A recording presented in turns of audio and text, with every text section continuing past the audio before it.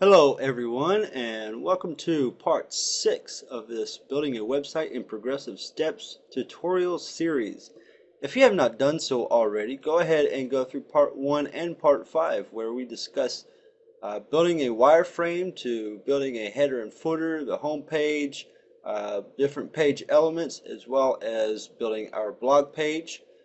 In this tutorial, part 6, we're going to build our contact page, discuss the importance of the contact page. We're going to talk about establishing trust through an about and a contact page, and then we will also go into setting up our very simple file structure for our next set of tutorials for actually coding our website. So I hope you enjoy this tutorial and we will see you later. Okay, let's go ahead and get started by creating our contact page. As you will notice in your source files, you do not have this contact folder, so you will have to create it yourself. Alright, now that we have the content group, let's go ahead and open up the blog group and copy the title folder into the contact group by holding down Alt, clicking and dragging into the folder.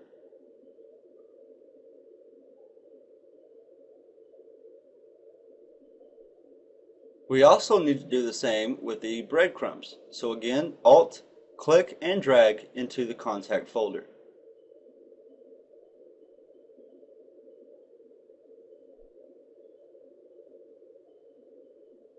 Now, as you can see, we have the title on the left-hand side, we have our intro text on the right, and we have our breadcrumbs just underneath the title bar, which is exactly what we want. If you are totally new to Photoshop, you may not want to copy the folders just like we did here. Instead, you may want to do it all manually to get some practice in. Go ahead and show the blog again, and let's take the post title, Alt click and drag the post title into the contact folder. After you've done that, go ahead and create a new group and call it Content Area.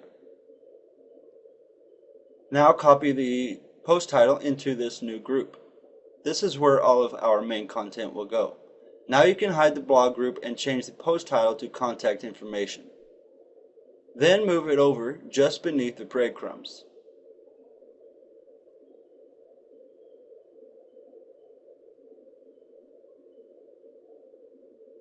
Awesome. Now we can start giving our users a way to easily get in contact with us.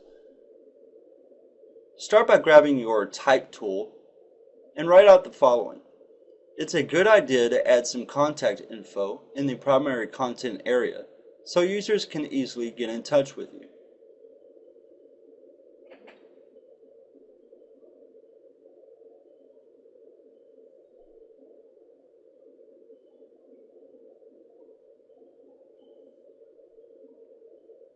Great. Now we need to make this text look just like the text in our blog. Find the text in the blog group and let's see what the color is. Now take a mental note and apply that color to the contact information text.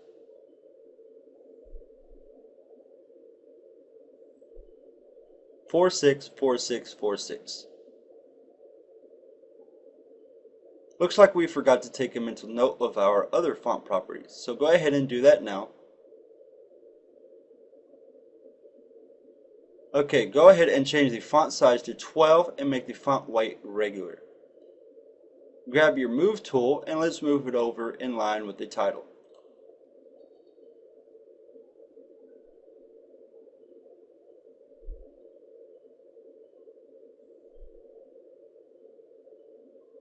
Now show the blog group again.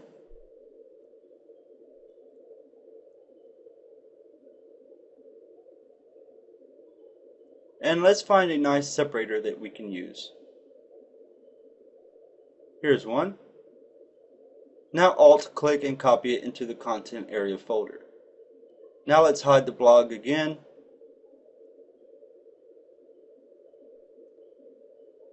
Grab the Move tool and put the separator just beneath our contact info text.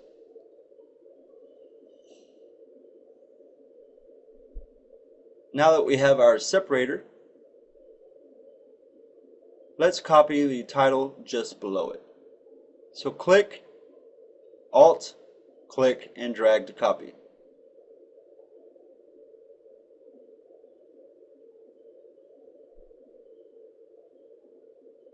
Let's go ahead and change this to address. Okay. And change the font size to 14. Looks like we went a little big there, so let's go back to 14. By changing the font size just a bit smaller than the main heading, this allows us to create a simple hierarchy. After doing this, grab your type tool and begin writing out some contact information. We will start out with 356 West York Street, New York, New York, 17310. It's a good idea and common practice to put the street name on one line, then state and city and zip code on another line, because it's so much more organized than if you were to put everything on one line. Now, since this is common text, let's change the font size to 12 and the font weight to regular. We also need to change the font color, if you remember, to 464646. Good. Now grab the move tool and line it up against the ruler. Okay, I need to create some spacing.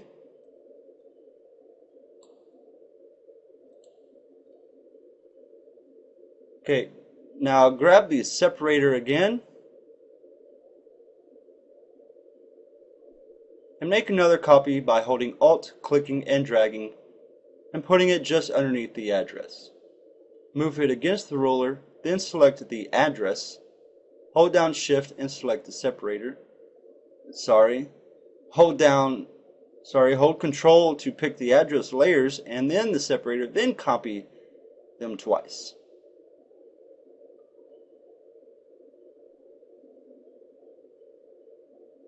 Just like so.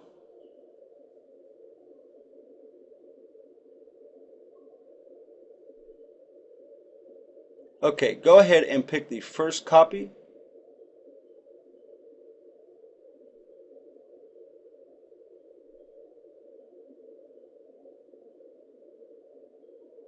Okay, and change the title to Sales, which is going to be our first department.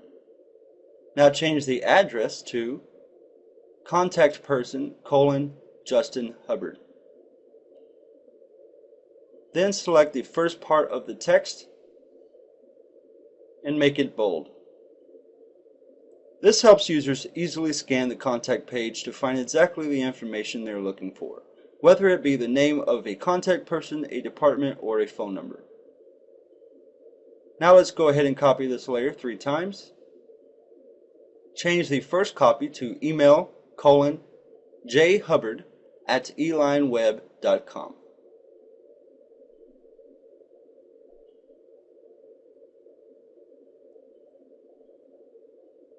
Change the second copy to phone 555-555-5555. And let's use the same number for our fax. Okay, great. Now we've gained a lot of trust with our users simply by providing some contact information. Remember to save at all times. Now let's create a little spacing with our separator.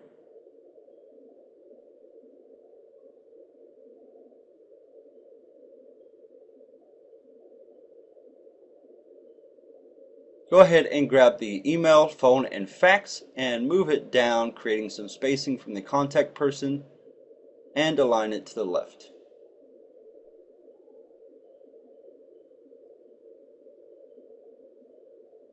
Mess around with it for a few seconds and get some even spacing like I'm doing here.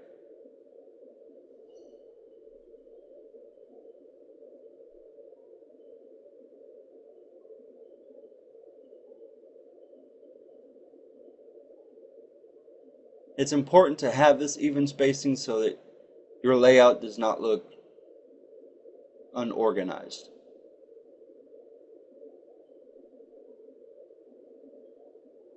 Awesome. Now it's going to be much easier to read. Now let's change the third address title to another department. All we're going to do here is copy in the same department information as sales. So hold down Shift and select from contact person to fax. Hold down Alt, click and drag to copy to the other department. Okay, now that we have that, let's go ahead and create a new group and let's call it Map. A map is a great way to show users exactly what area you're in. So let me grab my example map here, move it to the top right and change the size like I'm doing, and position it so that we have an even amount of white space on both sides. Now show the blog group and let's find a nice vertical separator. Then copy it to the map group or anywhere you like.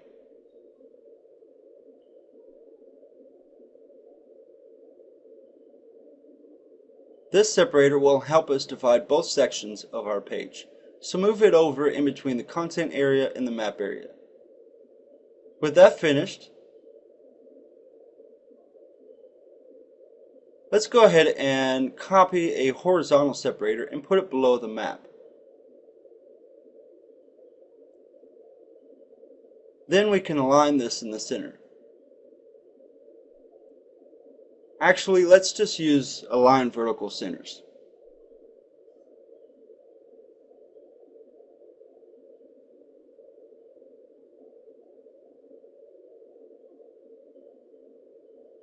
There we go. Now it's evenly in the center, giving us a nice organized layout. Lastly, we need to create a new group and call it Form.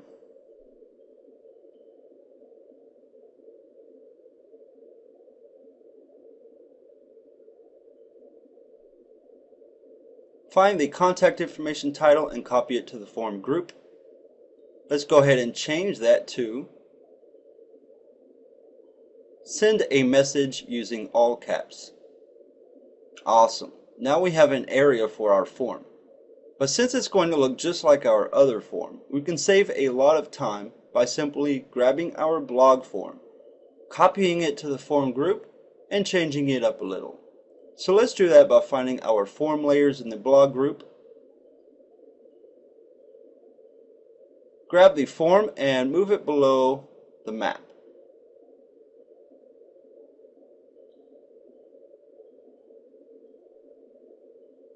Just like so.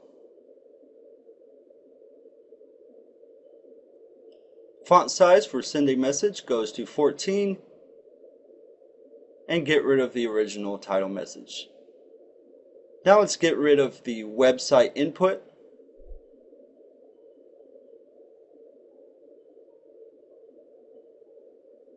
Find all of the message input layers along with the button and move them just below the email input.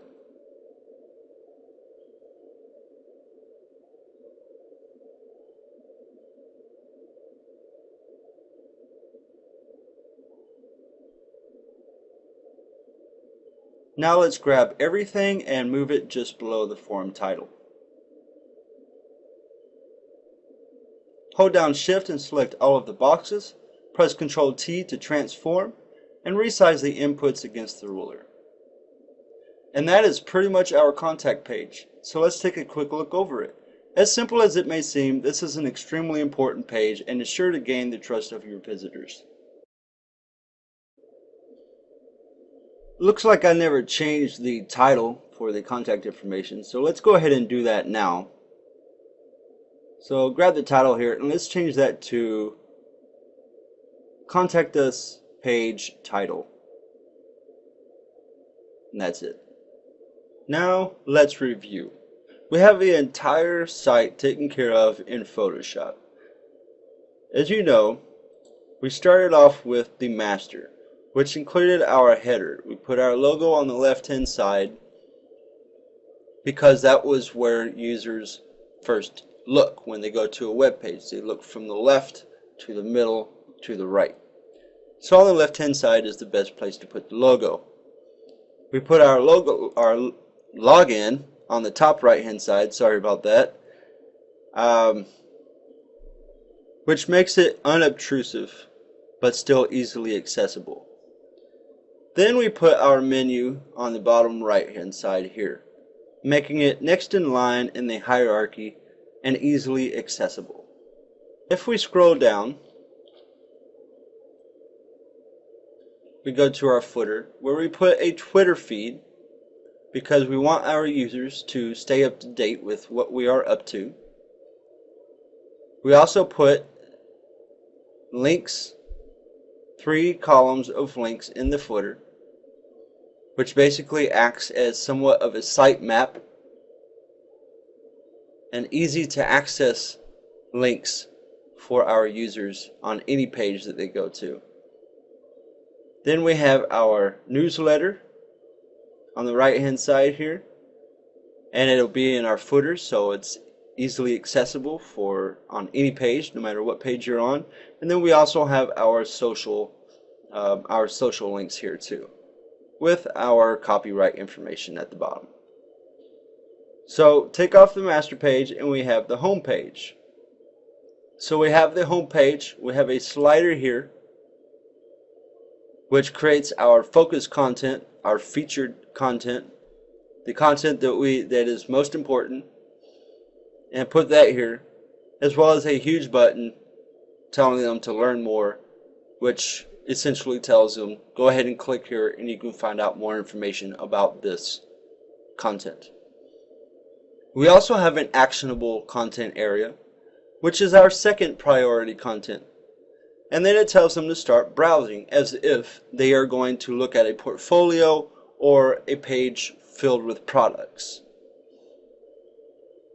We also have a priority content area, which is our third section of our hierarchy. So we go from main to secondary to third, right here. Then we move on and go to our About page. And the About page has our title, which is on all of our other subsequent pages, as well as some intro text on the right hand side to help our users understand what they're about to read. And as we discussed, the About page is very important and adds credibility to your website, and every website should have an About page. And then we have our sidebar on the right hand side, and we discussed the reason why, because readers usually read left to right. Most people that come to your website are going to read left to right, unless you're in one of the countries where they read from right to left. So basically it puts your content at the forefront. But then we go to our blog and we put our sidebar on the left hand side, because for our single post we want people to be able to check out all of the different posts that are on the website, and we want that to be at the forefront. So we put archives, latest posts, and related posts, as well as a search at the bottom. But our sidebar is not as bold as our content area, so that the sidebar doesn't overthrow our content area. It's still easily accessible, easily readable, and somewhat in your face. So you can go to the right and you see the content area, and then we have a share this post area where users can easily share the post on their different social networks. And then we have a very important about the author section, because you definitely want to give credit to any author that writes a post on your blog.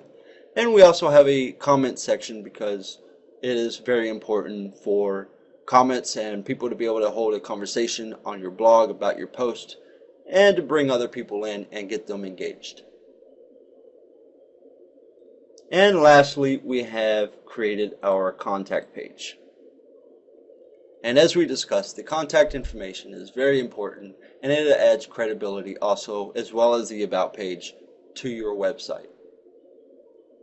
If you want to establish trust, make sure that you add an About page and a contact info page. And that's really all there is to it. So let's go ahead and move on to pulling out our images and setting up our file structure for actually building the website. So let's go ahead and set up our folder structure. This is what it's going to look like. So let's go ahead and get it set up for our next tutorial. So you're going to put in your doc type, your basic HTML5 doc type HTML. Don't have to worry about all of the other doc types that were previous before HTML5. Go ahead and put in your charset UTF-8 here. You don't have to put in anything other than charset UTF-8. You can really just take all of that out. And then put in your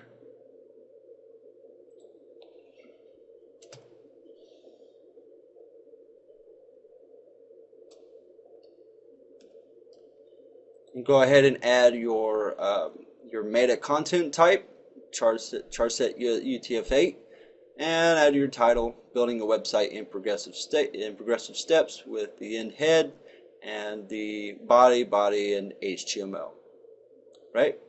And then we will save as and save this into our site folder. You're going to create a site folder, create it wherever you want, open it up, put your index.html inside that folder. Go ahead and create 2 new folders and call them images, and then call another one styles, just like we have here. Create a new style CSS sheet. If you're in Dreamweaver, file, new, CSS. Create a new style CSS sheet and just create a blank document. Go to File, and Save As, and save it inside of your styles folder. Okay? And then we are going to use the Eric Meyer reset.css. Okay? And this is the updated version. So find that. You can actually go online and find it anywhere, and then save it, File, Save As, and save it into your styles folder.